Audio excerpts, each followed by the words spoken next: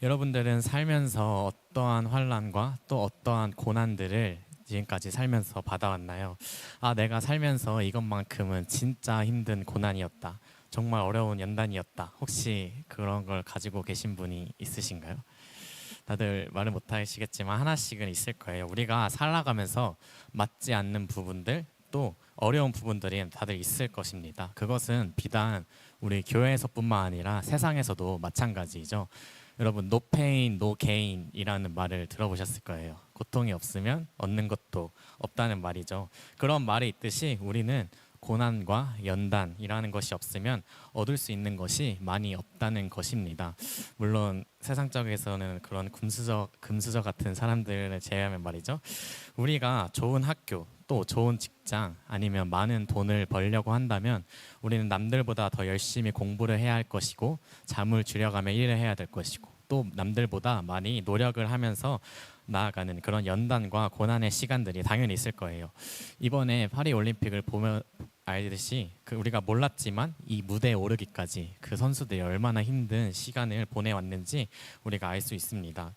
또 이것은 신앙생활에서의 고난과 연단도 볼 수 있습니다. 다들 한 번씩은 경험해 보셨을 거예요. 학생들 같은 경우는 교회 간다고 이제 친구들한테 놀림받거나 무시당한 적이 있을 수도 있고요.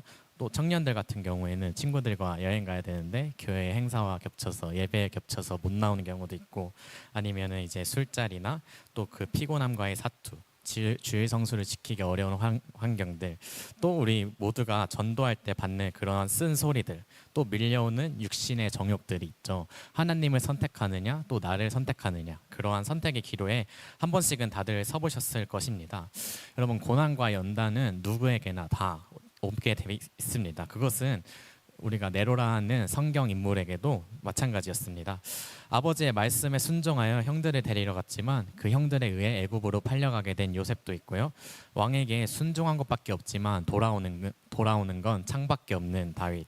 또 항상 하나님의 나라 확장을 위해 복음을 전하러 나아가지만 돌아오는 건 환난과 핍박밖에 없는 바울도 그렇습니다. 다들 고난의 순간들이 있었습니다. 왜 대체 하나님께서 우리에게 고난을 허락하실까요? 고난의 과정을 통해 우리에게 주시려 하는 것은 무엇일지 오늘 간단하게 세 가지만 짧게 살펴보도록 하겠습니다. 먼저 첫 번째 다 같이 읽겠습니다. 하나님만 의지하게 하려고, 우리 고린도후서 1장 9절 말씀 읽겠습니다. 우리는 우리 자신이 사형 선고를 받은 줄 알았으니 이는 우리로 자기를 의지하지 말고 오직 죽은 자를 다시 살리시는 하나님만 의지하게 하심이라. 아멘. 바울이 말합니다. 하나님만 의지하게 하심이라. 우리가 다는 아니겠지만 하나님을 가장 많이 찾을 때가 언제일까요? 기쁘고 즐겁고 행복할 때일까요? 물론 우리는 다들 그러한 분이신 줄 믿습니다만 대부분의 사람들은 우리가 힘들고 어렵고 또 아프고 우리 환경이 어려울 때 하나님을 찾을 때가 많을 겁니다. 사실 고난을 당해보지 않으면 우리는 자기 자신만을 의지하고 살 때가 많습니다. 자신의 사회적 지위, 명예, 부, 경험, 그런 것들을 의지하게 되죠.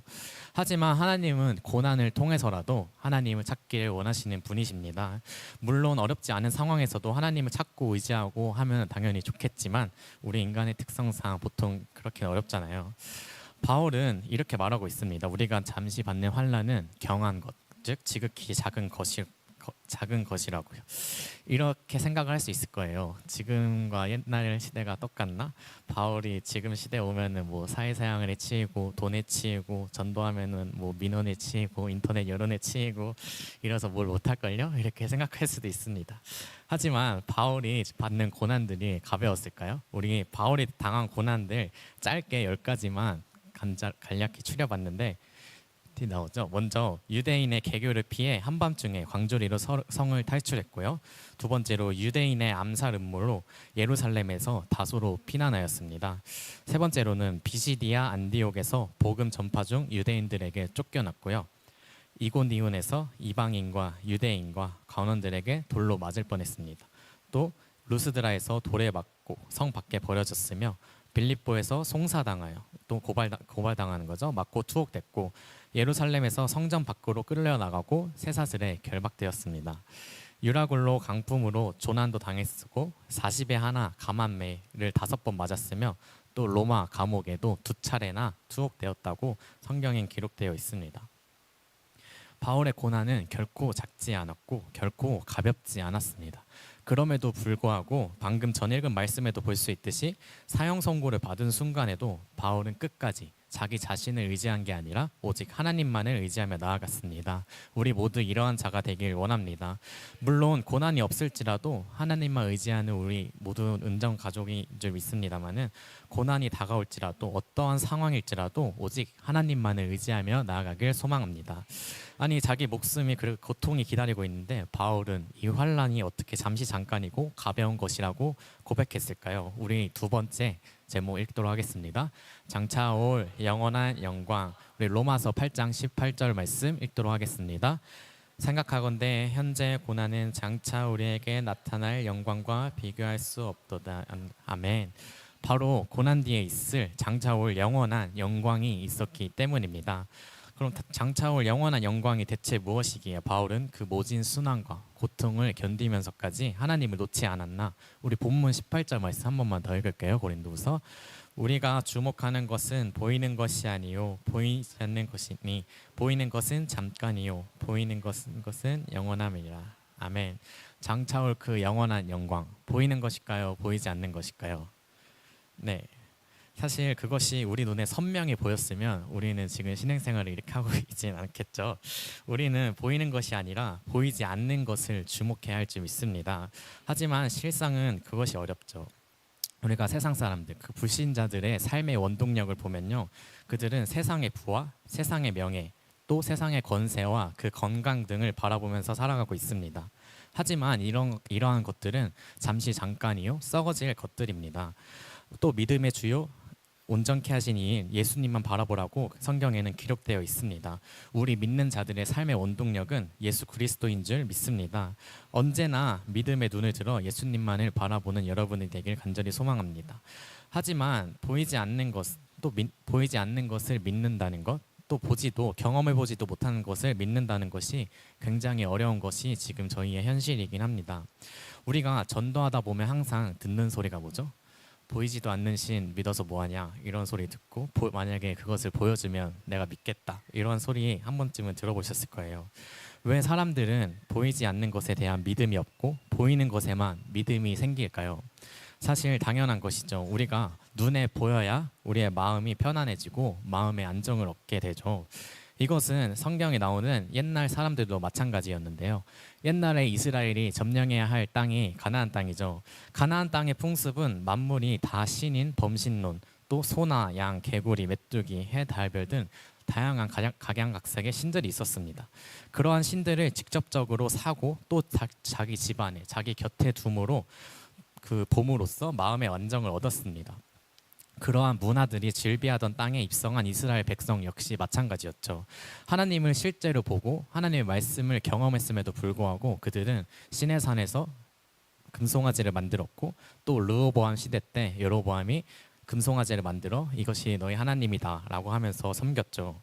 사람은 보이는 것에서 믿음과 마음이 생기기 쉽습니다. 그래서 눈에 보이는 무언가를 통해 우리는 마음의 안정을 얻고요. 또 그것이 없다면 그러한 것들을 직접 만들어서 우상화하고 섬기려고 합니다. 사실 이것이 인간의 본성인 것입니다. 이게 십계명 제2계명과 연관되기도 하는데요.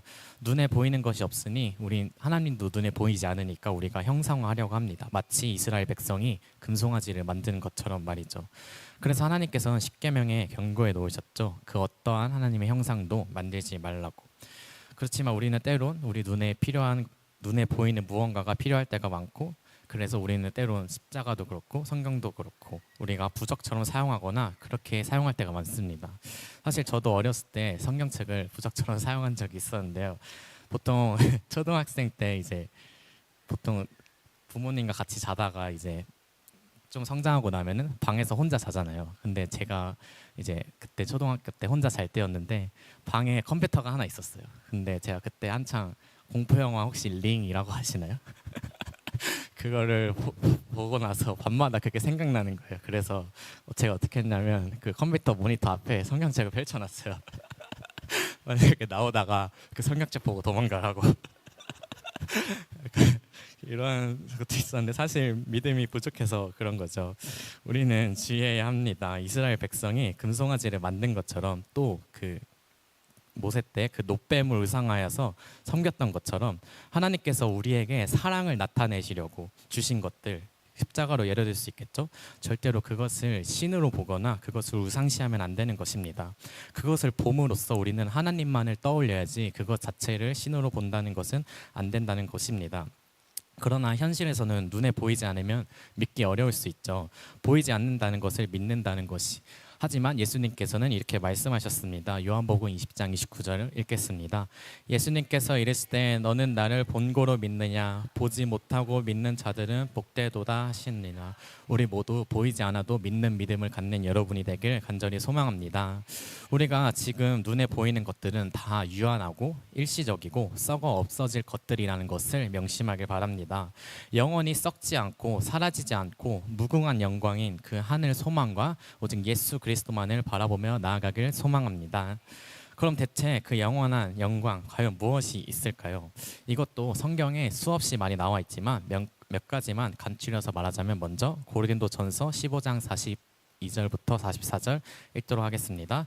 죽은 자의 부활도 그와 같으니 썩을 것으로 썩지 아니할 것으로 다시 살아나며 육된 것으로 심고 영광스러운 것으로 다시 살아나며 악한 것으로 심고 강한 것으로 다시 살아나며 육의 몸으로 심고 신령한 몸으로 다시 살아나니 육의 몸이 있은즉 또 영의 몸도 있느니라. 아멘. 바로 신령한 몸을 선물로 받게 될 것입니다. 더 이상 병들고 죽어가는 육신의 몸이 아닌 썩지 않고 병들지 않는 신령한 몸을 받게 된다는 것입니다. 다음 두 번째는 계시록 21장 3, 4절 말씀 읽겠습니다. 내가 들으니 보좌에서 큰 음성이 나서 이르되 보라 하나님의 장막이 사람들과 함께 있음에 하나님이 그들과 함께 계시리니 그들은 하나님의 백성이 되고 하나님이 친히 그들과 함께 계셔서 모든 눈물을 그 눈에서 닦아주시니 다시는 사망이 없고 애통하는 것이나 곡하는 것이나 아픈 것이 다시 있지 아니하리니 처음 것들이 다 지나갔음이로라. 아멘. 또 영원한 삶을 선물 받게 됩니다. 늙지도 병들지도 또 죽지도 않으며 슬픔이나 이별도 아픔도 없이 영원히 하나님과 함께하는 삶을 살게 되는 것입니다. 우리 마지막 세 번째 마태복음 19장 28절 읽겠습니다. 예수께서 이르시되 내가 진실로 너희에게 이르노니 세상이 새롭게 되어 인자가 자기 영광의 보좌에 앉을 때 나를 따르는 너희도 12보좌에 앉아 이스라엘 12지파를 심판하리라. 아멘.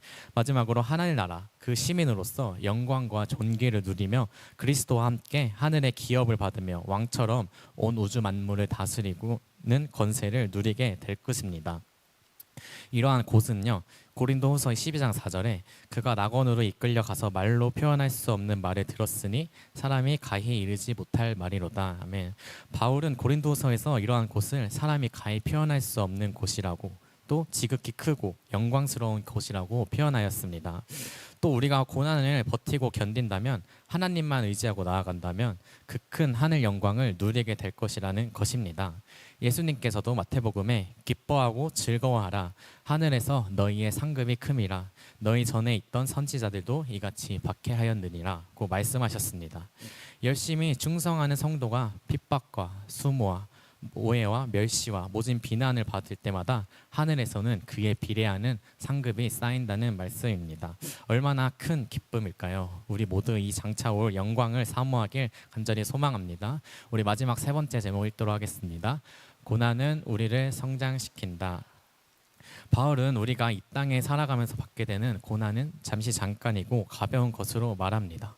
우리가 어렸을 때 걷던 그런 큰 길들을 커서 걷다 보면 좁은 길로 느껴질 것이고 또 어렸을 때 그거랑 크고 무서웠던 것들을 커서 보면 아무것도 아닌 것으로 느껴지게 될 것입니다.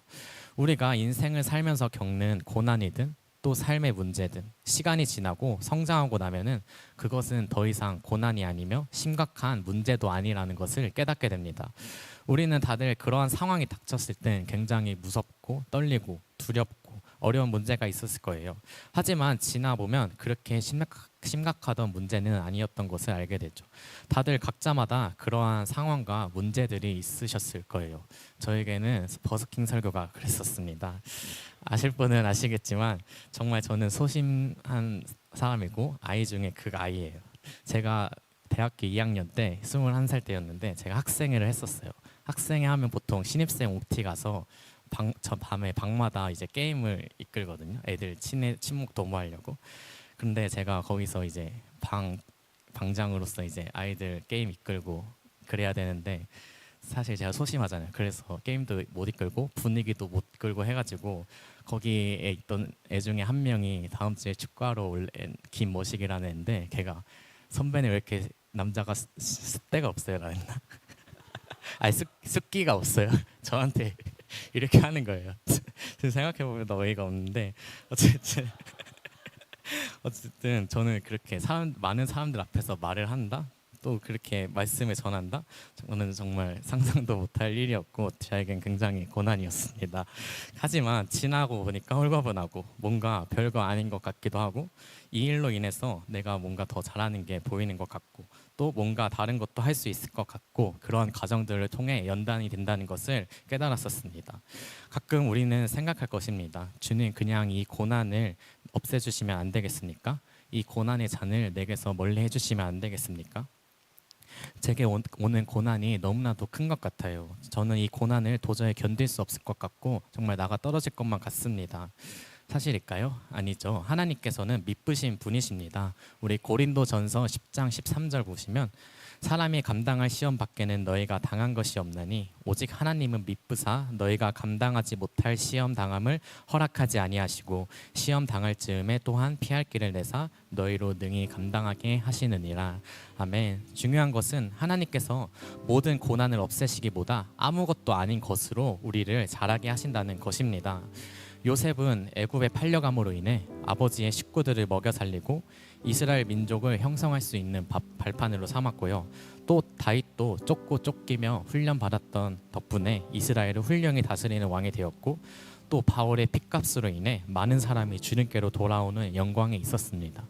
또 아까 제가 특송했던 베드로의 고백, 그 베드로도 처음엔 예수님을 3번이나 부인하고 떠난 배교자였잖아요. 그런데 그러한 과정과 연단이 있었기에 나중에는 예수님의 사랑을 알아 자신의 목숨을 바쳐 그 거꾸로 십자가에 달려 죽는 순교자의 영광을 사는 베드로가 되었잖아요.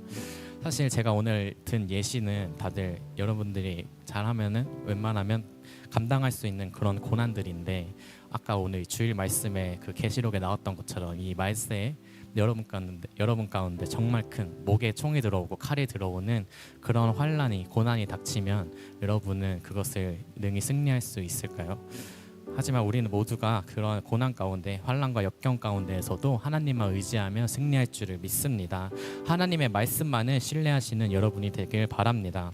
고난의 시간은 결국 지나갈 것이고 고난 자체보다 중요한 것은 고난의 시간을 보내고 있는 우리들의 태도인 것을 아셨으면 좋겠습니다.